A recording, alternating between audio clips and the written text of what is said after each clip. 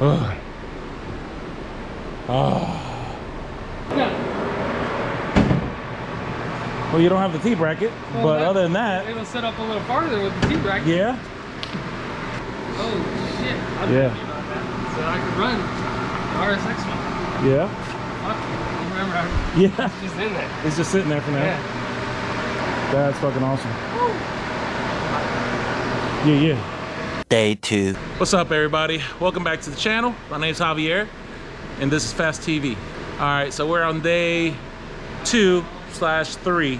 We took one day just to bring it over, another day to do the inspection on the car to figure out why I was getting that misfire. We found out that the main reason was it actually jumped timing on the exhaust cam on bank 1. So cylinder 1, 2, and 3, the exhaust cam jumped a few teeth. Looked like the tensioner was maxed out, the belt stretched. So went ahead and I got a new belt. But unfortunately, if you remember on my last video, I was gonna order the Toyota Racing belt, which is about 200% stronger than the OEM. So that, unfortunately, nobody in the US currently has one in stock. So I would have had to wait to get one from Japan. Even if I overnight it, you know, try to expedite it from Japan, I'm looking at close to, you know, 5 business days with very expensive shipping. Probably more than what the belt actually costs, and the cost of the belt's about 340 bucks. So we are gonna put a standard belt on here for now. I picked up a Gates that is actually made in Japan. Found a Gates belt and I was able to get it overnighted to me for under 100 bucks. If anybody knows these NSX belts, OEM or even aftermarket, they're still selling for 160 and up. 280 for an OEM Honda, about 160 to 190 for any other brand. So, but I was able to allocate one for just under $100, which is great because now it let me go ahead and spend the extra money to order that Toyota for when I get ready to do a full breakdown service on this engine. That's gonna be a while from now. This motor's been running great for me, but let's go ahead and see if we can get this timing shit taken care of, because it is a pain in the ass. These timing covers suck without dropping the motor. And honestly, I just didn't want to drop the motor. Not that it's hard, it really isn't. You can get this motor out probably within the hour. I just didn't want to deal with having to bleed the cooling and do all this other shit. Just, you know what, I'll just do it while it's there. It's possible. It's not the end of the world, but doesn't help when you got big old sausage fingers like I do. Get in with those little spots. So I'm gonna get back to it. I got the belt on, I got the timing covers on. I'll go ahead and show you that.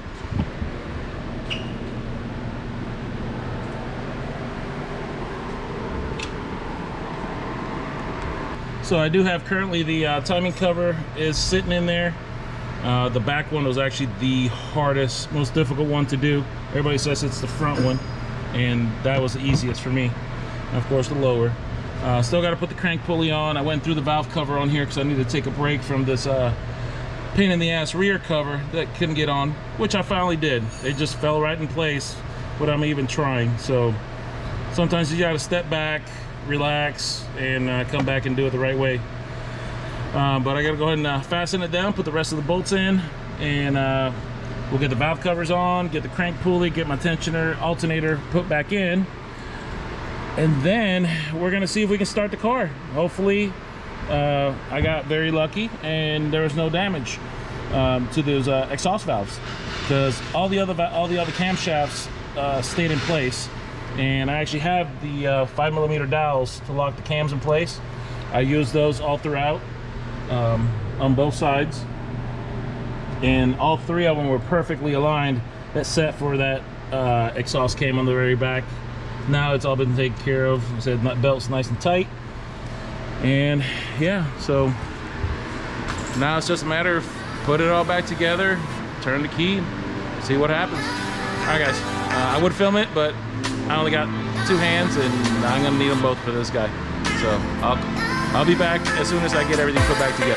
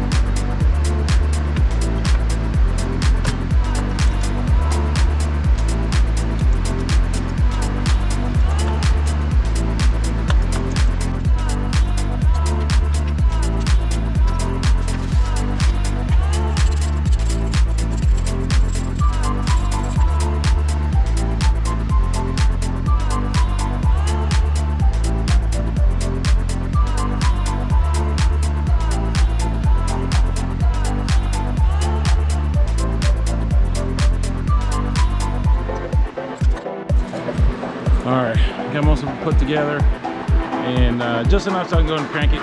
So yeah, let's see what happens. See if it kicks over. I'm hoping. I better hurry too. I got like not even 10% left of my battery.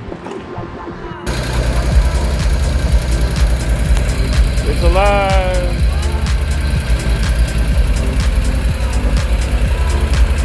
It's alive.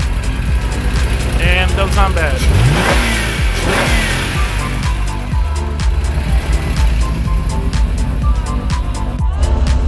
Alright, it is alive. Sorry, my camera actually died on the startup, so I'm not gonna use my other GoPro. But it's alive.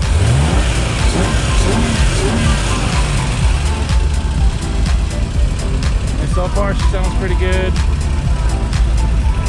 Air feels still a little cold, but air feels starting to bounce where it needs to be around 14.2 right now.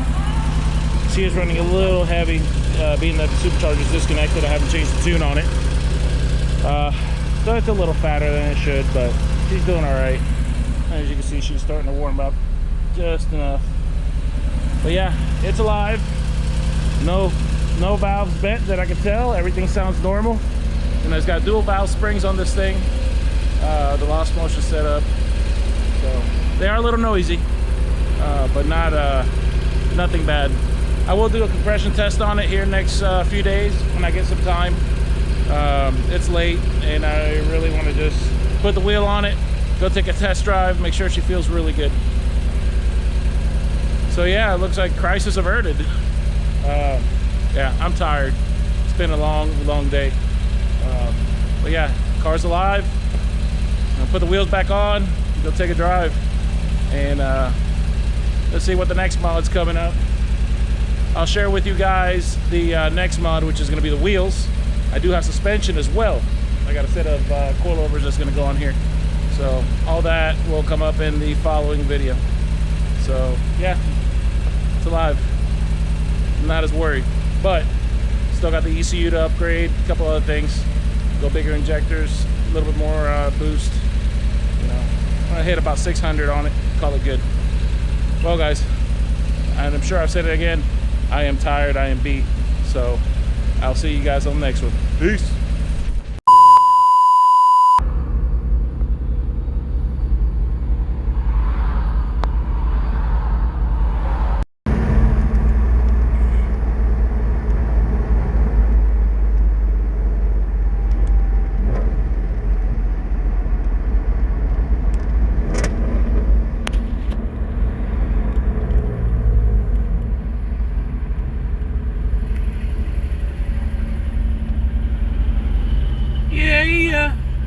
Many tic-tacs later.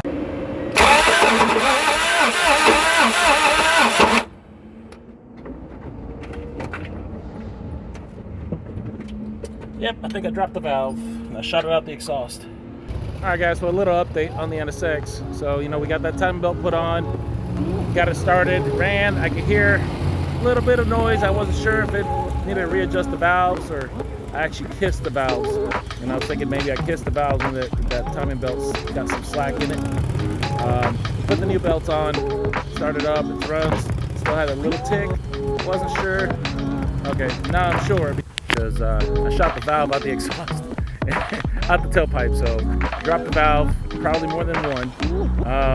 So yeah, that fucking sucks. So I got Fletcher's Towing coming back. They're gonna pick up the car. I'm actually gonna go ahead and tow it to the house, not the shop, because now I need to go do a little bit of math and see where I want to be at. Do I want to pull the head, do a full tear down, and re-ring, rebuild, redo the head, everything on the C30? Or do I just want to go fucking K-swap like I thought about doing because I already have a K24 ready to go? I don't know. We'll find out. Stay tuned.